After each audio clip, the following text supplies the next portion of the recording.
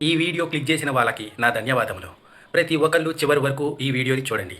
ఇక వీడియోని ప్రారంభిద్దాం. నేరుగా మన టాపిక్లోకి వెళ్ళిపోదాం. ఆధునిక సైన్స్ మైక్రోస్కోప్లు పుట్టక ముందే ప్రాచీన మునులు మన మానవ శరీరాన్ని, మనస్సును ఎలా మ్యాప్ చేశారో తెలుసుకోవడం నిజంగా ఒక మైండ్ బ్లోయింగ్ చారిత్రక పరిశోధన. ఇది ఎప్పుడో వేల ఏళ్ల క్రితం జరిగిన అత్యంత అడ్వాన్స్డ్ బయోహ్యాకింగ్ ప్రక్రియ. అసలు ఈ రహస్యాలను వారు ఎలా ఛేదించారో ఇప్పుడు మనం డీకోడ్ చేద్దాం. ఇక్కడే అసలైన మిస్టరీ ఉంది. ఒకసారి ఆలోచించండి. ఎలాంటి టెక్నాలజీ, మైక్రోస్కోప్ లేదా కనీసం ఒక కంప్యూటర్ కూడా లేకుండానే ఆనాటి మునులు అంతటి అద్భుతమైన శారీరక, మానసిక పరిణామాన్ని ఎలా సాధించారు? అసలు ఏ ప్రయోగశాలలు లేని ఆ కాలంలో కేవలం తమ లోపలికి తాము చూసుకుని ఇంతకి సంక్లిష్టమైన మానవ శరీరాన్ని, డిఎన్ఏని, విశ్వ రహస్యాలను ఎలా అర్థం చేసుకున్నారనేది నిజంగా ఒక అంతుచిక్కని అద్భుతం కదా. దీన్ని అర్థం చేసుకోవాలంటే మానవ శరీరాన్ని కేవలం మాంసం, ఎముకల సముదాయంగా కాకుండా ఒక అత్యంత సంక్లిష్టమైన యంత్రంగా మనం చూడాలి. ఇదొక అడ్వాన్స్డ్ ఇన్స్ట్రుమెంట్. జనరల్గా మనం ఏ కొత్త మషీన్ కొన్నా దాన్ని ఎలా వాడాలో చెప్పడానికి ఒక ఆపరేటింగ్ మాన్యువల్ ఇస్తారు, రైట్? అదేవిధంగా ఈ అద్భుతమైన మానవ యంత్రం గరిష్ట స్థాయి సామర్థ్యాలను అన్లాక్ చేయడానికి ప్రాచీనులు అందించిన ఆ అల్టిమేట్ ఆపరేటింగ్ మాన్యువలే యోగా. మనం రోజూ న్యూస్లో ఇరాన్, ఇజ్రాయెల్ ఉద్రిక్తతలు, ఇలా దేశాల మధ్య జరిగే గ్లోబల్ వార్స్ గురించి ఎప్పుడూ వింటుంటాం. ఇదంతా బయటి ప్రపంచం.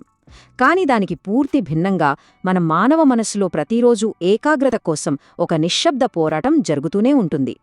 బయటి యుద్ధాల కంటే మన లోపలి ఆలోచనల యుద్ధాన్ని ఎలా గెలవాలో, అంతర్గత శాంతిని ఎలా సాధించాలో ఆ మాన్యువల్ మనకు స్పష్టంగా నేర్పుతుంది.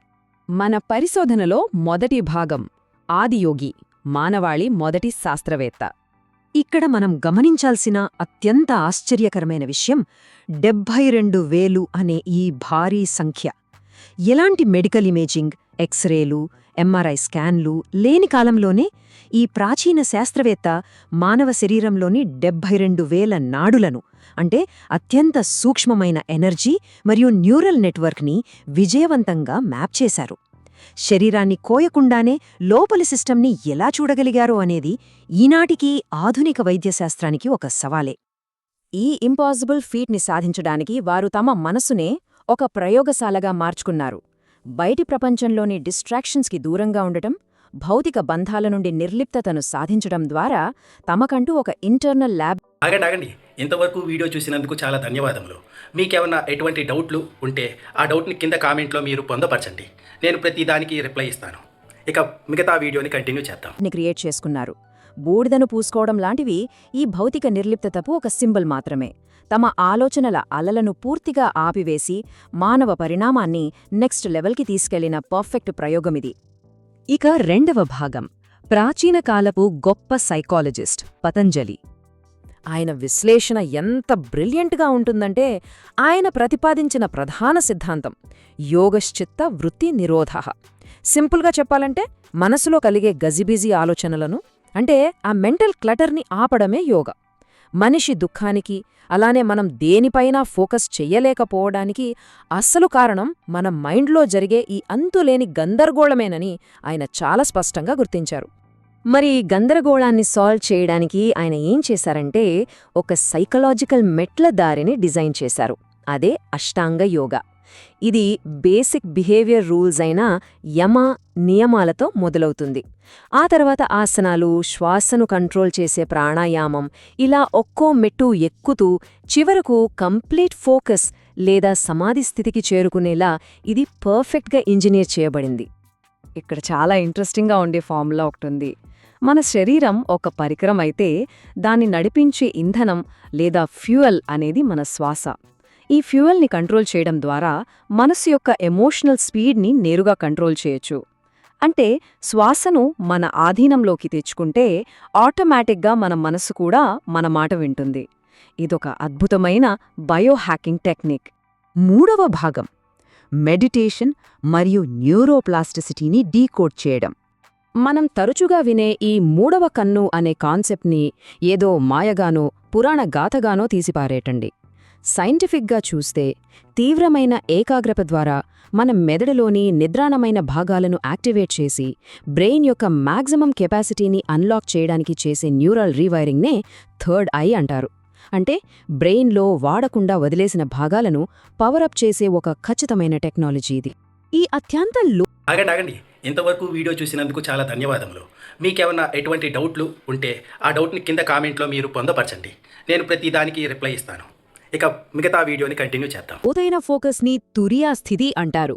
ఈ స్టేట్కి చేరుకున్న వాళ్ళు ఆకలిని, సమయాన్ని మర్చిపోయి అద్భుతమైన ఫిజికల్ ఎండ్యూరెన్స్ని పొందుతారు. దీంట్లో ఫ్యాసినేటింగ్ విషయమేంటంటే కాస్మిక్ ఎనర్జీని గ్రహించటం, కణాల DNA స్ట్రక్చర్స్ని సైతం ఉద్దేశ్యపూర్వకంగా మార్చడం గురించి ప్రాచీనులు అప్పట్లోనే చెప్పారు. మన ఆలోచనలే వాస్తవాన్ని సృష్టిస్తాయి అనే మోడర్న్ క్వాంటమ్ ఫిజిక్స్ ఇప్పుడు చెప్తున్న సిద్ధాంతాన్ని వీరు ఎప్పుడో ప్రాక్టికల్గా చూపించారు. 4వ భాగం kundalini, the endocrine mechanism. Kundalini అనగానే చాలామందికి ఏదో పాము గుర్తుకొస్తుంది కదా. కానీ ఇక్కడ క్రూషియల్ పాయింట్ ఏంటంటే దీన్ని మనం ఒక కల్పిత కథగా కాకుండా మానవ గ్రంథుల వ్యవస్థ, అదే మన సెంట్రల్ ఎండోక్రైన్ సిస్టమ్ యొక్క ఖచ్చితమైన ప్రాచీన బయలాజికల్ మ్యాప్గా అర్థం చేసుకోవాలి. శరీరంలో పాములాగా ముడుచుకుని నిద్రాణంగా ఉండే ఎనర్జీని మేల్కొల్పి వెన్నెముక గుండా పైకి ప్రయాణించేలా చేసే ఒక అద్భుతమైన సైంటిఫిక్ ప్రాసెస్ ఇది.